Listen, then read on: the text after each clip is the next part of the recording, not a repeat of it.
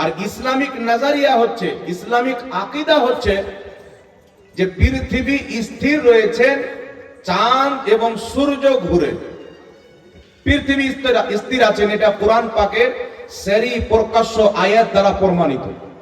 কারণ আল্লাহ তাবারাক ওয়া তাআলার হাবিব সাল্লাল্লাহু আলাইহি ওয়াসাল্লাম বলেন যে সূর্য পর্যন্ত আল্লাহ তাবারাক ওয়া তাআলার তাখতের সামনে সাজদা করে। আর আল্লাহ পাক কোরআন পাকে বলেছেন সূর্যের যে জায়গা আল্লাহ নির্ধারিত করে দিয়েছেন, সেই নির্ধারিত জায়গাতেই সেই চলাফেরা করে।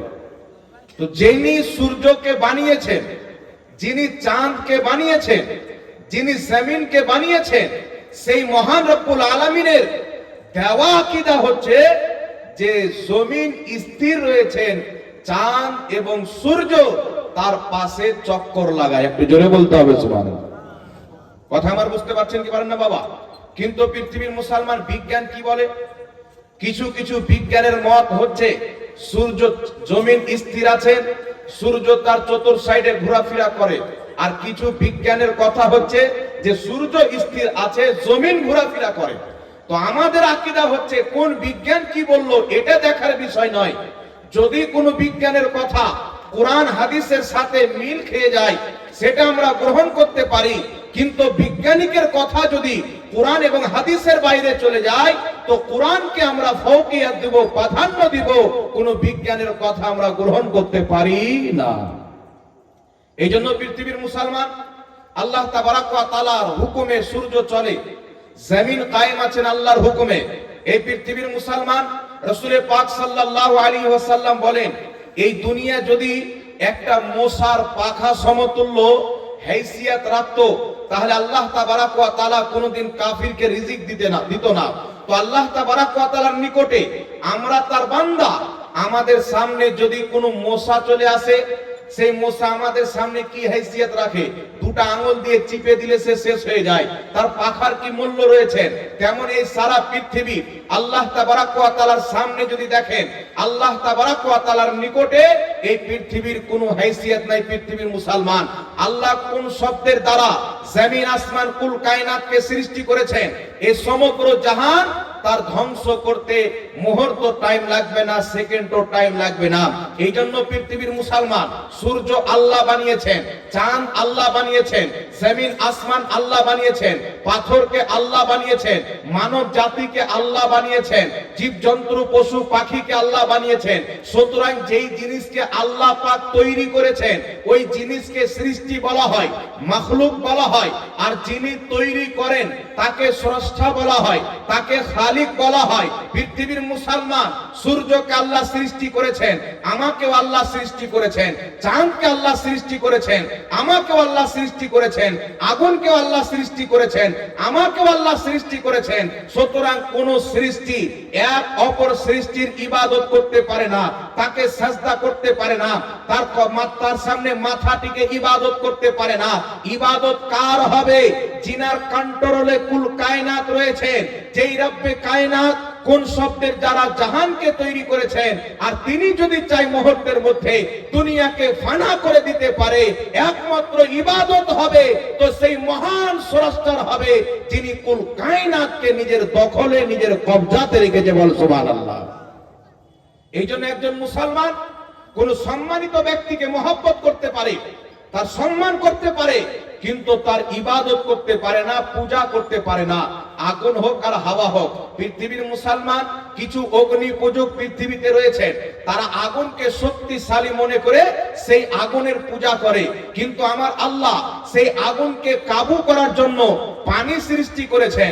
যদি আগুনের উপরে পানি ঢেলে দেওয়া হয় আগুন বুঝে যায়।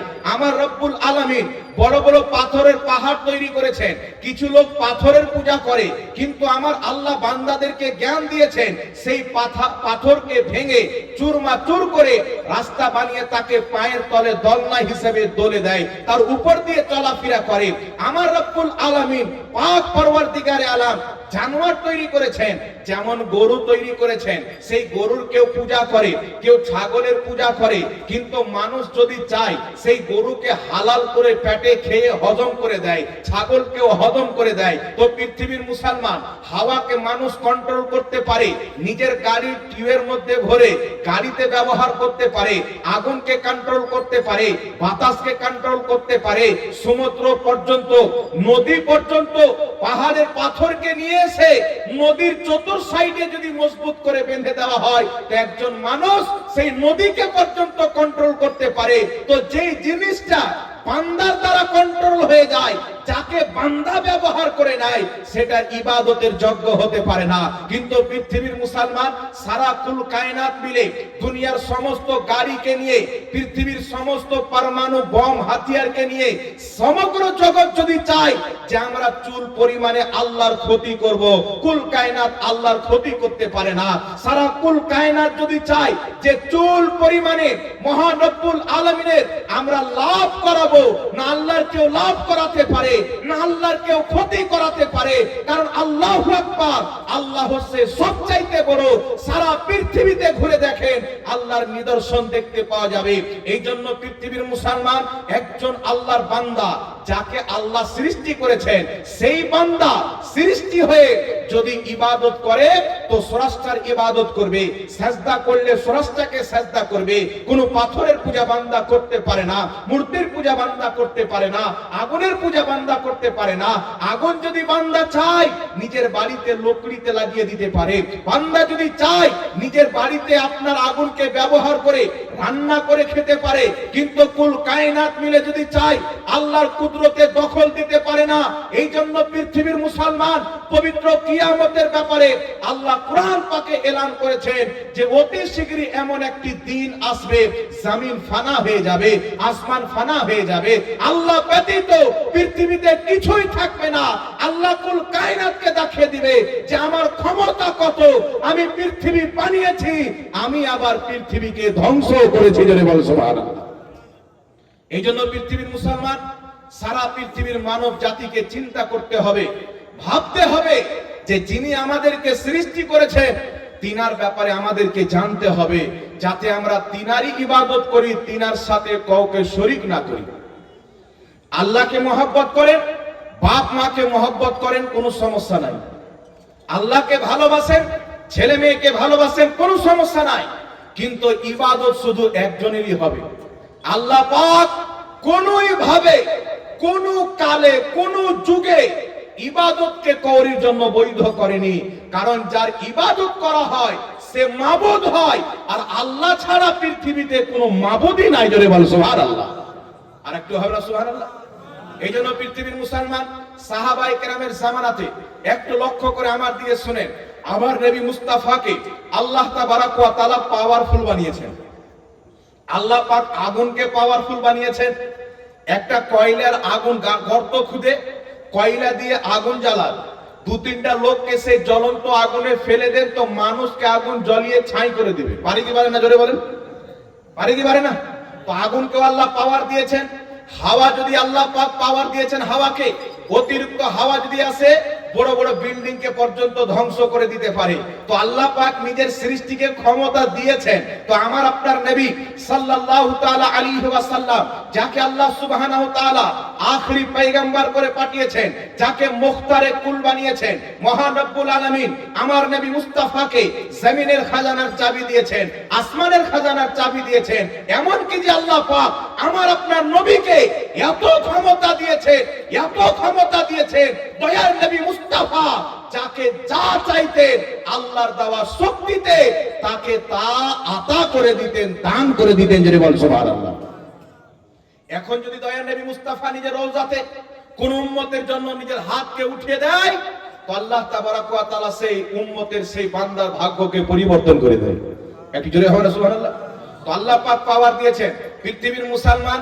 আল্লাহ পাওয়ার দিয়েছিলেন ফিরআউনকে, আল্লাহ পাওয়ার দিয়েছিলেন নমরুদকে, আল্লাহ পাওয়ার দিয়েছিলেন সাদ্দাদকে, আল্লাহ পাক বিভিন্ন বাদশাদেরকে পাওয়ার দিয়েছেন। তো ফিরআউন কি বলল, নমরুদ কি বলল, আনা রব্বকুমুল আলা, আমি হচ্ছি সবচাইতে বড় রব। কিন্তু পৃথিবীর মুসলমান যেই নমরুদ ক্ষমতার জোরে নিজেকে রব মনে করত, আমার আল্লাহ পাক নিজের লস্করকে পাঠালেন। আল্লাহর লস্কর কি? মোসার লস্করকে পাঠিয়ে দিলেন।